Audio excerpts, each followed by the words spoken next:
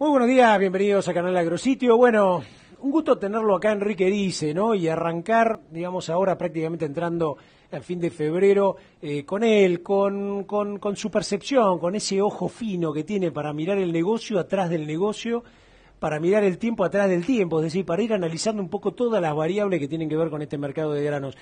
Y le vamos a preguntar de trigo, le vamos a preguntar de maíz, le vamos a preguntar de soja, así que prepárese para una nota muy completa respecto a esto.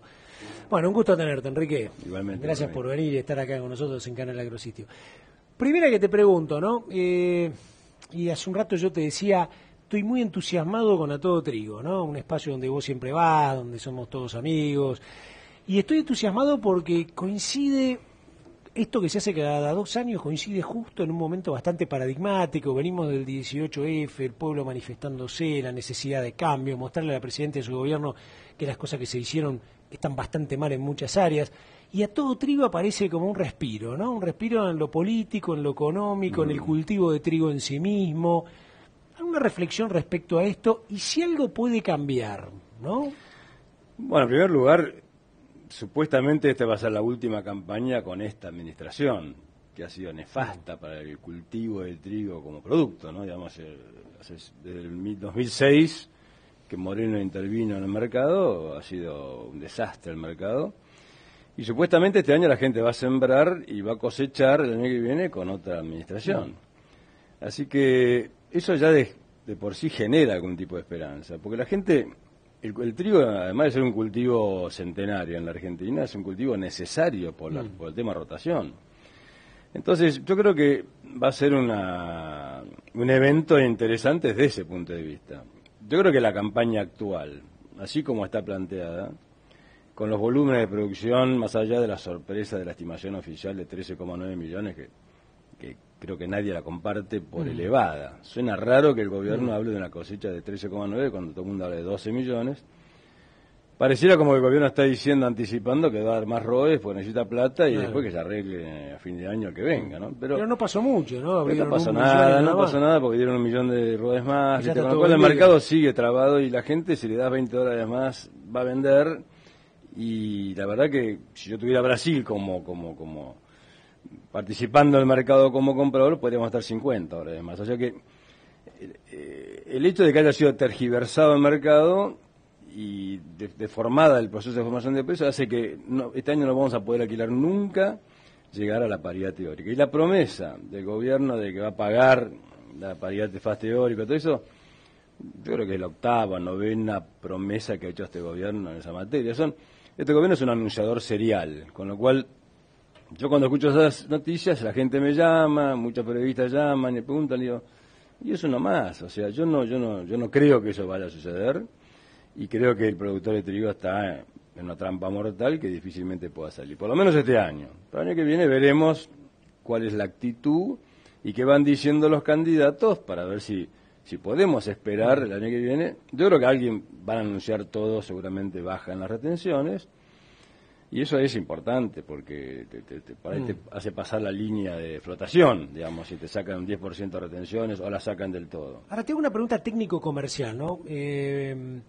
Si yo genero la expectativa de que sembrás con un gobierno y vas a cosechar con otro, sí. Y yo he entrevistado sobre todo a la gente de Macri y a la gente de Massa, y te dicen, es más, Francisco Narváez, que puede ser gobernador de la provincia de Buenos Aires, que se acaba de aliar con el Frente Renovador, me lo dijo directamente en radio el sábado.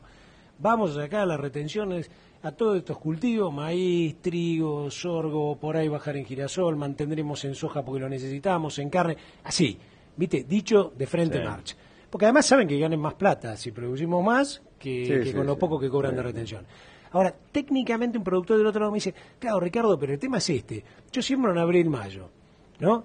Y algo me tengo que ir vendiendo, porque si yo me empiezo a vender, me vendo con un 23% de retenciones. Entonces voy a tener que esperar al 15 de diciembre o al 20 de diciembre, digamos, al que el gobierno implemente todo esto, vaya al Congreso, salga, ya en esa época estoy frito. ¿Cómo ves eso? Buena pregunta, pero puede no ser así. Puede ser que si la mayoría si todos los candidatos dicen que van a quitar retenciones, la señal es el precio futuro del trigo enero. El mercado de término puede empezar allá por abril o mayo a mostrar ya un valor sin retenciones. Podría, ¿no? Todo depende de la confianza que haya en el cambio de administración. Cuando decimos cambio de administración es cambio de política, ¿no? Sí. Se supone que cualquiera sea, incluso el candidato oficialista con más intención de voto que Scioli, yo creo que también está en la misma tesitura, es decir, esta política del trigo hay que cambiarla. Entonces, creo que el mercado puede empezar a mostrar la cotización en enero, en abril o mayo, ya un valor con menos retención. Claro. Y que te acerque más o que te haga perder menos, incluso ese fast teórico también, porque a la hora del ROI se te vaya eso. Exactamente, yo creo que eso puede pasar. Vamos a ver, ¿viste? Estamos en la Argentina y todo acá es muy relativo, ¿no? Porque es interesante también cuando hablas con candidatos o lo que sea, decirle, miren, pero a ustedes les conviene. A ver, miremoslo desde el egoísmo personal de cada uno en una relación ganar-ganar. Si yo te siembro 1,5 millones de hectáreas más de trigo y apuesto además verticalmente a tener más rendimiento unitario, a lo mejor llego a 16, 17 millones. Sí, pero además después hay que colocarlas también, ¿no? Pero bueno. Además también es un tema político. Yo creo que nosotros también hemos fallado, digo nosotros, los que estamos de este lado del mostrador, ¿no? Del lado de la producción. Hemos fallado en transmitir cuál es el mensaje que hemos transmitido. El trigo, en realidad, para la gente del sudoeste de la provincia de Buenos Aires. Yo cuando voy a Todo Trigo y digo las cosas que digo, y a veces los periodistas me dicen, está muy enojado. Que yo cuando me subo al estrado, pienso en la gente del sudoeste de la provincia de Buenos Aires, de Carué, Pigüé, Saavedra, Torquins, Tres Arroyos, Dorrego, Bahía Blanca. Esa gente vive del trigo. Esa gente necesita el cultivo por excelencia de esa zona, por razones agronómicas, es el trigo. Y lo vienen torturando y defenestrando hace 8 campañas. Entonces, ¿cuál es el criterio que está detrás de todo eso? O sea, defensa de la mesa de los argentinos ha quedado comprobada que eso no fue así. Fue en defensa, como yo he dicho más de una vez, de algunos argentinos. En un momento dado fueron los molineros, después el año pasado fueron los panaderos, que se llaman de plata, ¿no? Este año son los exportadores, con un margen por tonelada infernal, pero el productor siempre ha sido el más castigado. Entonces, hay hasta razones políticas y regionales. Vos recién mencionabas el girasol.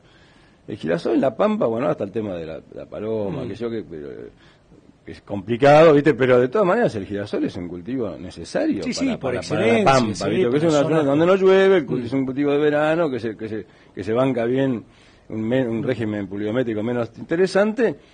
Todas esas cosas son parte de una política agrícola que no está balanceada, digamos, que tiene muchas fallas y gente que uno escucha que habla del tema, incluso que habla de los mercados, sin conocimiento. Yo escucho a veces a candidatos, no voy a dar nombres, pero anteayer escuchaba a algunos de ellos diciendo cosas que no son ciertas, bueno, que los precios van a ir para allá, van a ir para acá. La gente confunde, como pasó en la Agrotendencia la última vez que yo estuve ahí en septiembre, todo el mundo era pesimista respecto a los precios, y yo como siempre di mi opinión, y muchos me tildaban de optimista. Hoy la soja vale $10 por bushel, ya estamos a fines de febrero. Cuando la gente decía la soja va a valer $7, $8 por bushel en Chicago, que son $250, hoy están 360. ¿De qué pasó en el medio? ¿Hubo una cosecha récord mundial? Sí. ¿Hubo una cosecha récord mundial que eso es, como consecuencia de eso vamos a tener una baja de precios? No, esto no es matemáticas. El mercado granario no es una plaza matemática. Es una plaza que tiene lógica, no matemática. Y vos sabés muy bien que eso no es lo mismo. O sea, acá una cosecha récord no es sinónimo de precios en caída. Vos tenés que pensar en la actitud de la demanda y la actitud de la oferta. Se está cumpliendo una cosa que dijimos en ese momento, es a estos precios la demanda se va a activar y la oferta se va a contraer. Y eso es lo que está pasando. En Argentina hay 7% de la soja vendida. Entonces, cuando la gente dice, pero Estados Unidos va a un ritmo infernal de ventas de soja. Tiene el 95% de la soja que piensa exportar en 12 meses, vamos por el 5.º mes y ya la tiene comprometida. Y los embarques llegan al 75%, o sea que ya China no puede anular esa famosa jugadita, puede anular muy poco. O sea, Estados Unidos va camino a repetir la historia del año pasado. Los stocks en Estados Unidos de soja van a ir mermando a medida que nos acerquemos en el calendario a la próxima campaña. La soja está, pero está en Sudamérica. Claro. Estados Unidos no tiene soja. Entonces la famosa frase Chicago queda en Estados Unidos es la que a mí me ha salvado tantas veces, porque ¿qué va a pasar con la posición Julio en Chicago? Va a subir. como subió 9 de los últimos 10 años. Claro. Y sube siempre entre febrero y julio cuando ingresa a Sudamérica con su cosechón. Pero al mercado no le importa, porque la demanda dice, ¿serán confiables estos tipos de Sudamérica? ¿Argentina en qué estará dentro de 2 meses? ¿Estarán cosechando normalmente? ¿Estarán ofreciendo normalmente? ¿O la gente va a hacer lo que hizo el año pasado? Sentarse arriba de la soja, incluso a riesgo de no pagar las cuentas. ¿Qué van a hacer los brasileros con algunos problemas de logística? Prometieron que lo van a resolver, ahora están con una huelga de trabajadores, después hay algunos problemas en algunas de las hidrovías que van para el norte. En cambio, Estados Unidos es un kiosco abierto 24 horas, que funciona a la perfección. Yo mando el barco cargo, y la soja vale $200 menos que hace un año. Yo me pongo en lugar de China, en lugar de la Unión Europea, que compra harina de soja. Yo he escuchado de gente que sabe de esto, decir que la firmeza del dólar complica el poder adquisitivo de los europeos que nos compran a nosotros la harina de soja. Ahora yo te pregunto una cosa. Esa fase es infantil. Y me hago cargo de lo que digo. Porque yo miro los gráficos que yo puse otro día en un matutino muy conocido. Dije, en euros, la soja está $50 más baja que hace un año. O sea, es cierto que el euro se cayó frente al dólar, pero más se cayó la soja. En euros, la soja está en el precio más bajo de los últimos 4 años. Entonces, no hay que repetir, ¿viste?, lo que dicen algunos analistas americanos, que no sé por qué lo dicen, pero lo dicen, el dólar firme nos compromete la competitividad. Pero si la soja bajó más en euros o en yuanes que lo que bajó en dólares. Entonces, esa frase es mentira. Entonces, la Unión Europea está comprando harina de soja en Estados Unidos. Ahora yo te pregunto a vos, ¿por qué la Unión Europea está comprando harina de soja en Estados Unidos? Si realmente compra acá y sabe que entre 1 mes y medio acá va a haber un cosechón, porque va a haber un cosechón de soja, gracias a Dios. Sí, sí. Los cultivos están espectaculares, 90% del área agrícola muestra los cultivos en estado espectacular, muy buenos rindes, compensaremos las pérdidas que puede tener Brasil por algunos problemas climáticos, pero Sudamérica va a una cosecha récord. Ahora, ¿por qué la Unión Europea se adelanta a comprar harina de soja si sabe que nos espera un par de meses, 1 mes y medio, y se hace un picnic con Argentina? ¿Sabe por qué? Como yo digo, porque está barata. Porque la soja está barata y más vale pájaro en mano que 100 volando. El tipo dice, bueno, yo no sé si Argentina va a estar, no va a estar. ¿Qué pasa si cuando llegue mayo Argentina tiene algún problema, cambia la política, o Estados Unidos tiene un problema, tiene un pronóstico climático desfavorable? Dice, yo a estos precios me la llevo. Estamos $200 menos que un año atrás. Eso, ¿cómo se llama? Actitud de la demanda. Y por otro lado, la actitud de la oferta, que es los argentinos que no responden. Y eso es otro tema muy importante. Porque vos pensás los grandes jugadores, compradores que actúan en la Argentina. El número 1 de Argentina dice, yo tengo como aspiración, como meta, originar el 20% del mercado. Mi market share es el 20%. Si la cosecha es 55 millones, y hay 7 del año pasado, hay 60 y pico millones en Argentina, yo me tengo que llevar 12. Te viene el capo de Estados Unidos acá y le pregunta al jefe local, ¿cuánto tienen comprado de soja forward? Y el jefe le dice 500.000. El tipo lo mira y dice, ¿cómo 500.000? Nosotros tenemos que originar 12 millones de acá. Pónganse las pilas, muchachos. Y el tipo que maneja la logística de esas grandes compañías también está mandando un mensaje a los comerciales. Muchachos, pónganse las pilas, inventen negocios, pero no vengan a pedirme 5 barcos la primer quincena de abril, el 10 de marzo. Claro. Porque así no funciona el mercado.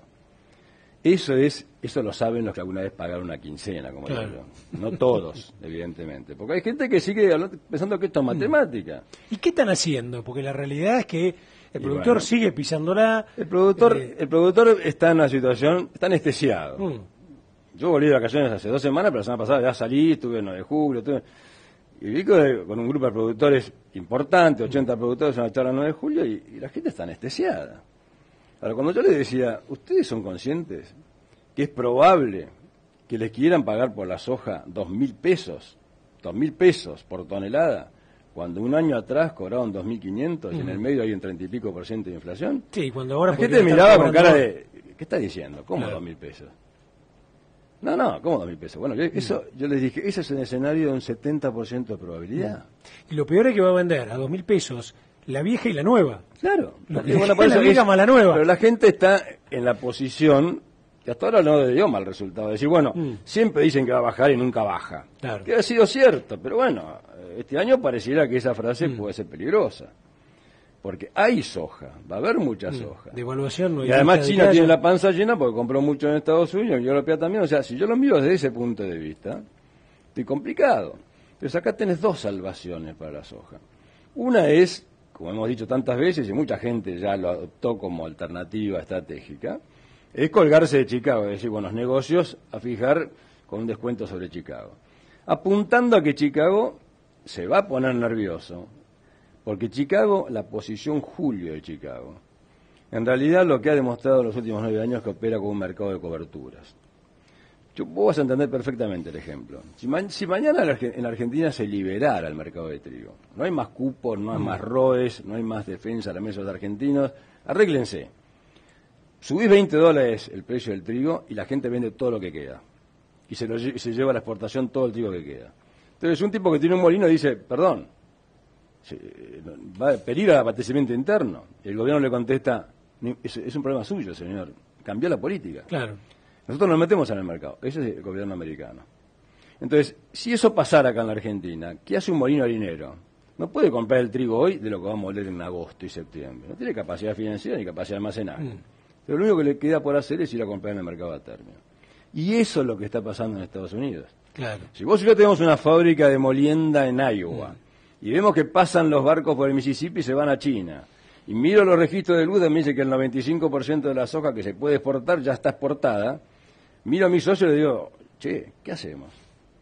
¿Cómo manejamos esto? Claro, aseguremos. Entonces mi socio me dice, no, mate el caliente porque soja en el mundo hay. Sí, pero está en Brasil. La vamos a tener que traer de allá para acá. No, pará. Entonces, ¿qué hace el tipo?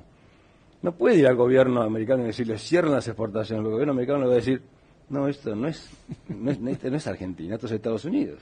Entonces, ¿qué van a hacer? Van a ir a comprar en la soja julio para asegurar el abastecimiento interno. Entonces, la posición julio Chicago opera como un mercado de coberturas. Claro. Esta es la frase.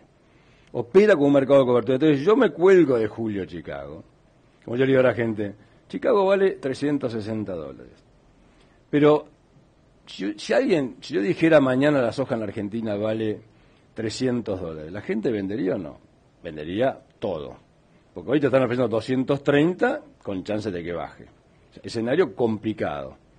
Ahora, yo me cuelgo de Chicago menos $120, como se está operando. Si Chicago se va a 420, yo tengo 300. Yo tengo que salir del mercado local. Claro. Yo tengo que salir entre marzo y julio de este mercado, que es peligrosísimo. Después de julio, si yo puedo esperar hasta agosto o septiembre, porque tengo mucho dinero, tengo buenas espaldas, es otro mercado.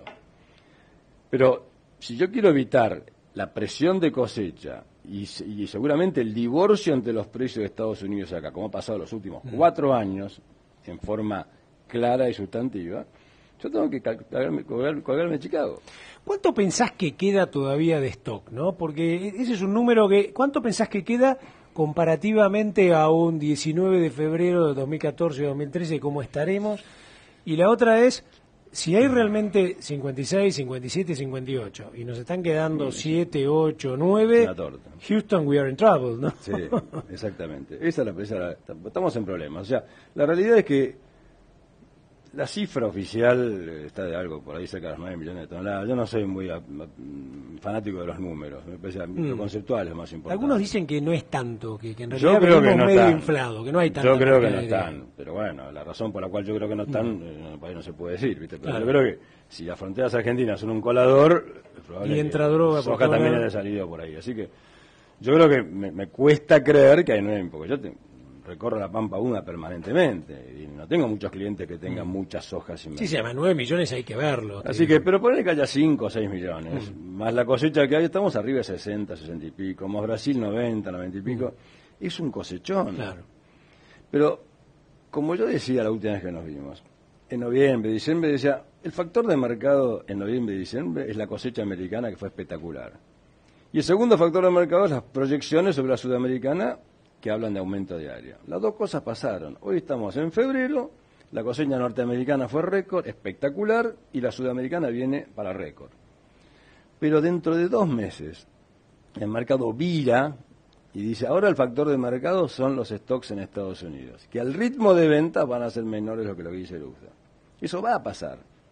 Y aparece un factor nuevo que es las hipótesis climáticas para la nueva cosecha americana. Y ahí siempre aparece un premio climático. ¿Qué dice el outlook de Luzda, que justo empezábamos a conversar, ¿no? ¿Qué empieza a decir de lo que puede ser la siembra de Estados Unidos? Dijeron que hay una... Contra la expectativa generalizada que era que aumentaba el área de soja costa del maíz, aparentemente bajan 60.000 hectáreas el área de maíz y 100.000 hectáreas el área de nada. O sea, no crece en Argentina. No cambia nada. Pero bueno, viste cómo son los americanos, los analistas que viste que están mirando los números permanentemente, dicen, bueno, esto es una señal y se agarran de eso y el mercado estaba un poquito para arriba. Pero la primera señal es que no crece soja ni baja maíz.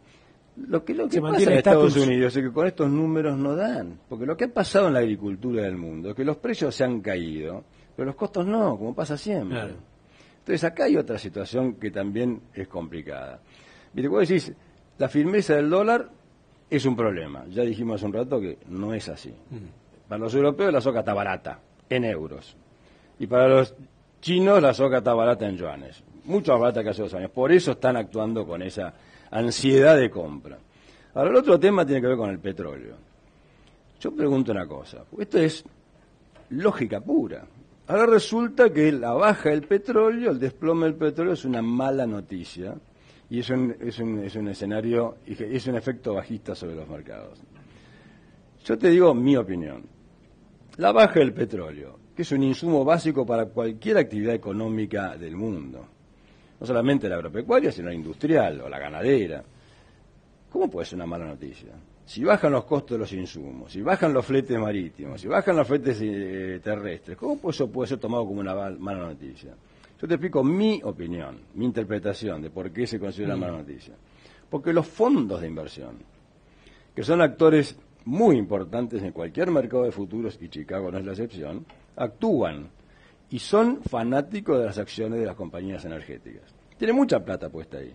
Entonces, una baja del petróleo genera problemas en las empresas energéticas en el mundo, que han caído las acciones, se han desplomado, generan cambios geopolíticos en el mundo, porque Rusia entra en problemas, y eso genera otros problemas, y hay un efecto dominó con Rusia, Irán, Venezuela, etcétera. Entonces, pero la baja del petróleo en sí no puede ser una mala noticia. O sea, lo que no debe confundirnos es que el accionar de los fondos que mutan hacia otros mercados porque estaban en acciones energéticas, entonces venden cualquier tipo de commodities para paliar las pérdidas en los mercados energéticos, donde ellos estaban posicionados. Claro. Pero no confundamos. Y ahí te tiran abajo los precios. Claro, pero exacto. Entonces eso genera, digamos, la salida de los fondos. Claro. Hoy los fondos están vendidos en soja como hace muchísimo tiempo que no se veía.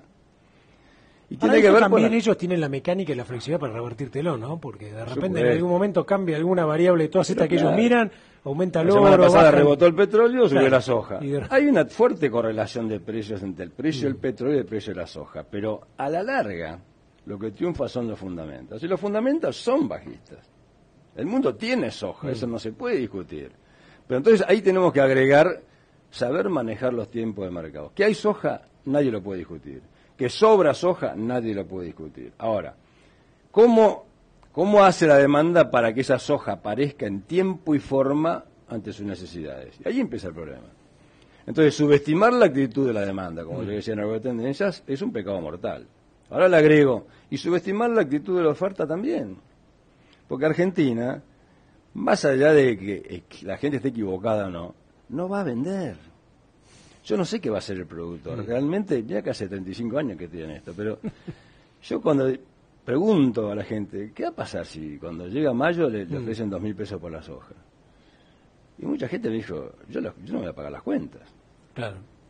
Es como dijiste vos, está anestesiado, ¿no? No está anestesiado es que lo hace porque dice siempre... Ni por rebeldía, ni por especulaciones, porque de alguna manera está esperando que ese bien que tiene él le equipare los gastos que él tiene que hacer. Piensa que la soja va a hacer lo que hace siempre, que siempre rebota cuando llega un momento de la cosecha, que este año pareciera ser poco probable, o de baja probabilidad, o piensa que va a haber una devaluación. Pero vos hablas con los economistas más serios de la Argentina, que uno sigue, hay 10 economistas de primerísimo nivel que te dicen, este gobierno no va a devaluar. Yo no soy quien para opinar de eso, no es mi tema, pero si el gobierno decidió tomar el tipo de cambio como un ancla antiinflacionaria, entonces probablemente... Sí, si devalúa lo va a hacer a lo mejor en 1 o 2 etapas, progresivo, devaluación 20% y tipo siguiendo de la inflación, ¿no? Que hasta ahora viene con bastante correlación con la inflación. Entonces, bueno, pero vos agarrás y decís 8.60, si le calza un 20, igualmente no te imagines un dólar de más de 10 pesos. Bueno, pues si el dólar valía 10 pesos, sí, entonces ya la cosa cambia un poco y por ahí pasás de la línea de flotación y pero no lo van a hacer de un hoy día para estás el otro. a pérdida. Le contamos un poquito a la gente del tema maíz también, un poco de lo que vemos hoy en un maíz que esperábamos que iba a tener, no sé, 21 millones, que iba a ser mucho menos que lo que se esperaba, que también, gracias al clima, el productor maicero le mete tuco y qué sé yo. No sé, ahora ya uno dice 25, 26, ya no sabemos el número. Bueno, pero ahí hay que guardar con el maíz comercial y el maíz total, porque hay mucho maíz que queda en el campo, que no pasa tranquilo, es muy difícil estimar. Pero ponerle 3 millones 200 de maíz comercial es... Por eso, yo creo que hay una cosecha de maíz importante, por suerte, porque los cultivos están muy buenos en casi toda la pampa húmeda, pero los precios vienen digamos, como trabajamos con paridad de exportación, porque Argentina es un país excedentario. Chicago, ¿cómo viene? Chicago viene tranquilo, pero va a levantar Chicago. ¿Por qué va a levantar Chicago? ¿Por qué el maíz, a medida que avancemos en el calendario, va a ir subiendo los precios en Chicago? Y yo me animaría a decir 15, 20 dólares arriba de lo que está hoy. Lo cual llevaría acá un precio de 140, 150 dólares que, si el rinde es bueno, los números cierran un poco mejor. ¿Por qué yo creo que Chicago se va a firmar? Porque Luz da parte de una hipótesis de una producción récord y una demanda determinada. En esa demanda Luz dice, vamos a exportar tantas millones de toneladas de maíz porque Argentina va a exportar tanto, Brasil tanto y Ucrania tanto. Ahora analicemos qué está pasando en los 3 otros miembros del ranking de exportadores de maíz. Argentina va a tener menos maíz y va a tener más proporción de maíz tardío, que vos lo sabés muy bien, o sea, que ese maíz entra al circuito comercial en julio. O sea, entre marzo, abril, mayo y junio Argentina va a decir, yo no estoy. Claro. Estoy ausente, porque lo voy a tener en julio. Brasil, en febrero es la famosa safriña. Entonces hay gente que dice, y yo he leído artículos de Brasil donde dicen que el área de maíz no va a caer. La safriña, el maíz de segunda, que se hace sobre la soja, que está haciendo ahora, en febrero. Se cosechó la soja, están sembrando el famoso maíz de segunda, que es el que ha crecido la producción de maíz en los últimos años y por eso ha generado un saldo exportable en maíz en Brasil que antes no tenía. Ahora, ese maíz, yo no discuto que baje el área de maíz, lo que sí discuto es que no lo pueden exportar. Porque con 100 dólares de flete de Mato Grosso a Paranaguá, con un maíz que vale 150 dólares de FOB, no hay negocio. Claro. O sea, puede ser que hagan el maíz, pero lo van a transformar en carne. Claro. No lo van a poner como maíz granel en un barco. Así que si Argentina tiene menos maíz, Brasil va a exportar menos maíz, sumale a Estados Unidos, que a estos precios Japón dice, bueno, ¿dónde hay maíz? En Estados Unidos voy y lo compro y aprovecho que está barato. Y el tercer jugador es Ucrania. Ahora, yo he estado 3 veces en Rusia y Ucrania, conozco bien el tema. En Ucrania, a pesar de este cese el fuego, este acuerdo firmado por Poroshenko con Putin, más el apoyo de las fuerzas occidentales, se están matando a tiros, hasta hoy. Y todo el este de Ucrania está complicado. Entonces, en Ucrania el dólar se disparó, el tipo de cambio se desbocó, los números no cierran, la inflación está desbocada, y el tipo tiene que sembrar maíz ahora. Ahora, para hacer maíz en Ucrania, un país donde no llueve en verano, tiene los mejores campos del mundo, sí, pero no llueve en verano. Tienen que usar riego y mucho fertilizante. Ahora el fertilizante se fue a las nubes. Entonces, es muy probable que Ucrania, por razones hasta físicas de no poder sembrar, porque hay zonas donde están en guerra y no puede estar sembrando mientras pasan los misiles. Claro. Además, viste, los números se desbarajustaron. Entonces, yo creo que los 3 exportadores que componen el ranking de exportadores de maíz van a estar con menos volumen y eso va a hacer que Estados Unidos termine exportando más de lo que dice Lula. Entonces, nos vamos a ver entre 3 meses, acordate. Cada mes que diga Lula dice, bueno, van aumentando las exportaciones americanas de maíz y después viene la siembra. Entonces, en abril y mayo hay que sembrar 34 millones de hectáreas de maíz en Estados Unidos. Y en mayo y junio hay que sembrar 34 millones de hectáreas de soja. Ahora, ¿qué pasa si aparece un meteorólogo entre 20 días diciendo el verano americano puede venir con algún contratiempo climático?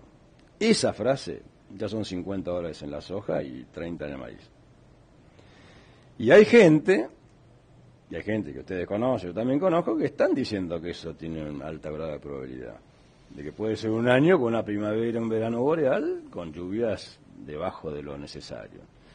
Eso ya es un factor que hoy no podemos hablar porque es muy temprano para hablar de eso. Pero con que aparezca una prima climática en los precios, a nosotros nos favorece en forma más significativa. Por eso yo creo que en maíz el productor tiene que tener mucha cautela, tiene que estar atento, sobre todo los que tienen afluencia, Bahía Blanca, porque los exportadores que saben mucho de este mercado, porque también saben equivocarse, como el año pasado, aparecieron barcos en Bahía Blanca en marzo y no había maíz.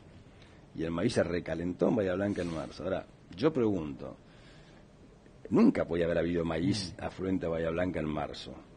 O sea, el que hizo una programación de embarques en marzo, no voy a dar nombres, en Bahía Blanca cometió un error. Yo no creo que ese tipo esté laburando ahí, pero bueno, lo cometió. Y siempre algunos se equivocan, entonces hay que estar atento, como yo le digo a la gente que está en América, Villegas, Peguajó, trata atento porque cuando empiezan a llegar los barcos a Bahía Blanca y la oferta de maíz no esté, ahí va a subir 10, 15 dólares. O sea, estar muy atento a ese tipo de situaciones.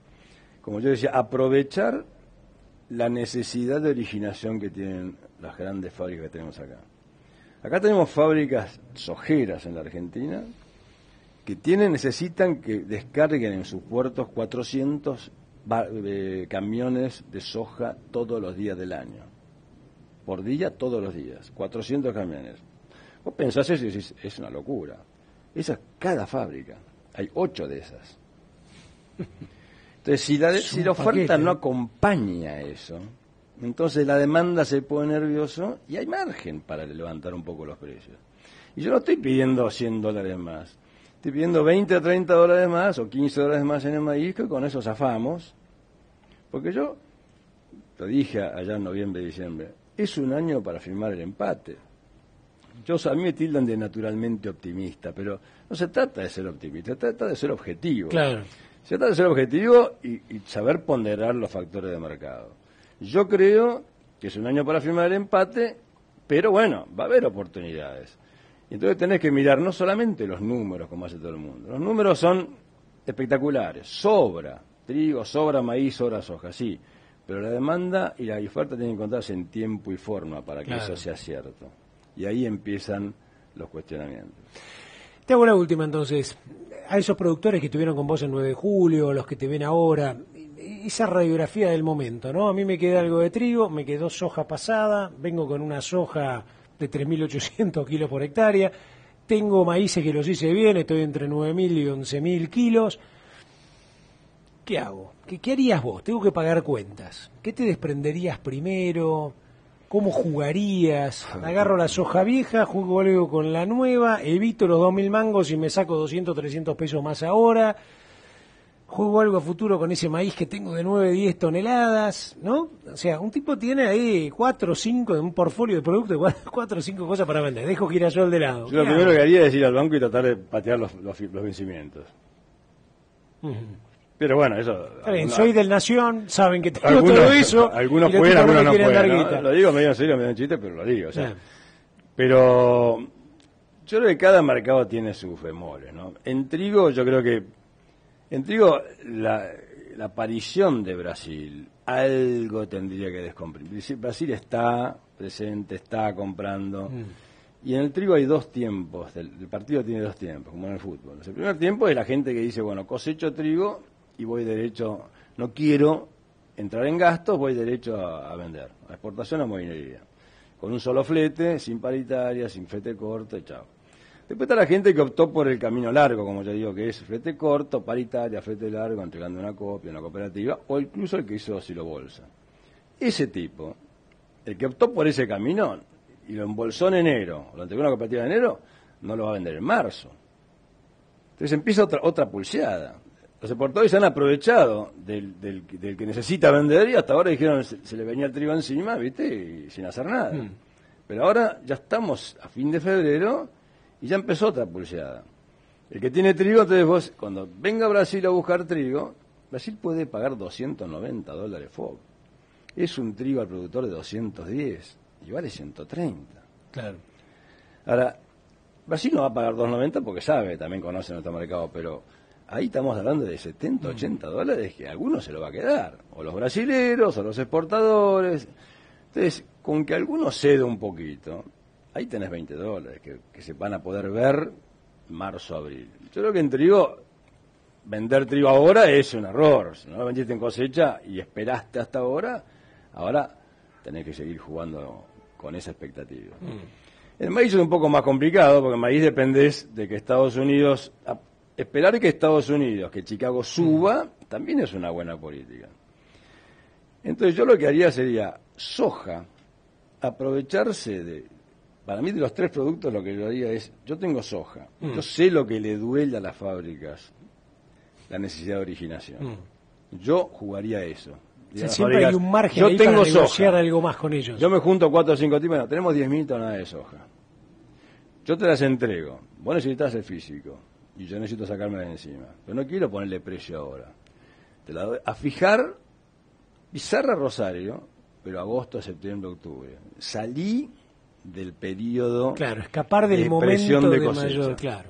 Y contra eso pedir el anticipo financiero. ¿Y te lo dan? Yo empecé a decir esto a mucha gente, están empezando a tantear, pero yo voy a un gran exportador y le digo, mira, vos tenés acceso a la plata barata y fácil, yo no. Que además no es mucha plata para un exportador. Yo te doy la soja. A fijar pizarra, que es lo que vos querés. Si la pizarra la manejan ustedes. Claro. Pero dame plazo. No me hagas vender en el momento más dramático. ¿Y ellos cómo lo venden eso? ¿Tienen las 10.000 toneladas? ¿Qué hacen? ¿La venden el precio de ahora, pero te la van a tener que garpar? Si yo compro soja y falta fijar el tipo de cambio, falta fijar... Esa cosa se puede moler, se puede cortar. Es decir, yo creo que hay que escapar de ese momento. Con un anticipo financiero puede ser. Jugar porque de los compradores de trigo, maíz y soja, los más necesitados son las fábricas aceiteras que hablábamos recién. Un tipo que necesita 400 camiones por día, todos los días del año, tiene que originar. Aparte está viniendo el capo del exterior diciéndole, muchachos, hagan algo, inventen algo. Hagan negocios con Países sobre Chicago, hagan negocios a fijar, con anticipo financiero, pero necesitamos originar, necesitamos embarcar ya a partir de marzo, empezar los embarques a buen ritmo. Esto juega a favor de la oferta, esa necesidad de físico de la demanda. Claro. Eso es un buen consejo. Impecable, Enrique, como siempre, muchísimas gracias. Te pasé por todo. Mirá que vimos trigo, vimos la política de trigo, nos metimos en el mundo, soja, maíz, y esta última parte que me encanta, que es, si usted está sentado del otro lado, como tenerlo a él de consultor en su propio escritorio, contándole un poquito todo esto. Sin lugar a dudas, montón de información, montón de preguntas que usted se estará haciendo. Piense que estamos prácticamente llegando a fines de febrero y muchas de estas respuestas que usted se va a tener que hacer van a ser clave para que empate, como bien dice Enrique Erice. Muchísimas gracias, Enrique, como siempre. Muy amable por estar con nosotros. Y con ustedes nos seguimos viendo acá en Canal Agrositio.